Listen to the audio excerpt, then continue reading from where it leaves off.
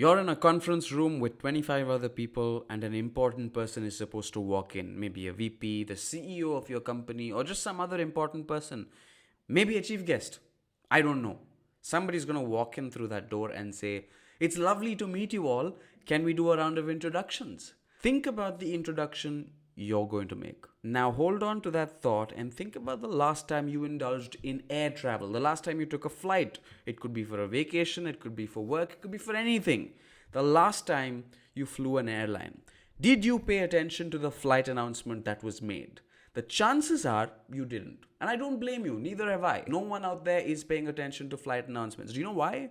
Because that's what you call a typical hostile message environment. What do I mean? I mean that the person who's listening to the message doesn't care about the message. But you know what's funny? The person saying the message, uttering the words, also doesn't care about the message. The only thing suffering in this exchange of information is the information. Now, back to that introduction that you were supposed to make. 25 of you. The first person starts introducing themselves and says, "Hi, my name is Rahul Kolle. I'm an engineer with the Android development team. I've been working here for 5 years." The next person, "Hi, I'm Sunita. I'm a developer with the search engine team, and I've been working here for 10 years. And then the next, and then the next, and then the next. Now, 25 people have introduced themselves in the same format. "Hi, my name is XYZ. This is my role in this company. I work with this org and I've worked here for 10, 15, 20, how many ever years." Isn't it the same as the flight announcement situation? Because the person who is saying the message isn't putting in the effort to make it interesting,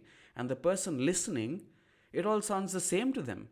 Do you think that important person in the room remembers the introduction you made if it sounds like everybody else's? Maybe if they're really paying attention. If they're really paying attention just to you, maybe then.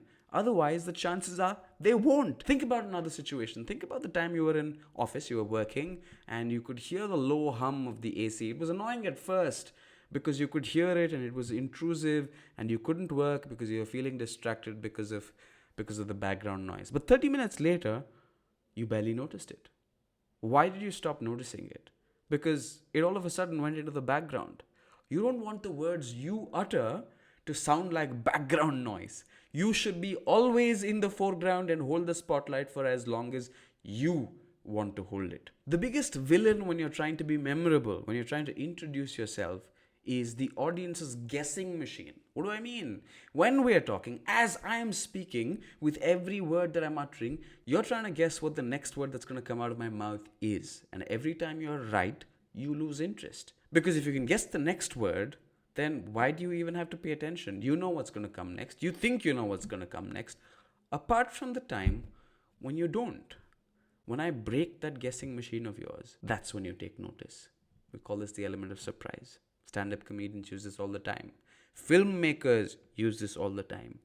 Every time there's a break in pattern in the story, you go, "Wait, what just happened?" That's the exact same element of surprise that you need to start using in your introductions as well. Now, as for the question of how, there are 3 different ways I like to do this. The first one is use an anecdote. You could talk about how you got to the venue. It's something as simple as how you got to the venue. You could say how atrocious the traffic was in the morning. Now, you may think that this is small talk, but when everybody else has introduced them in the format of, "Hi, my name is XYZ," even saying something as arcane as, "You know what, the traffic this morning was terrible," and I say so far away, what you've got is people's attention. Because even though it is a common conversation starter, nobody else used it. Or you could start with a question. You could say, "Based on how I appear, people tend to think I'm from Maharashtra, but I'm actually from Karnataka." And the third and final suggestion I have is to say something interesting about yourself, either a statistic, either a fact. You could say, "The number of marathons I've run in my life at the moment is 7, and I'm going to run my 8th marathon next month, so please wish me luck." Again,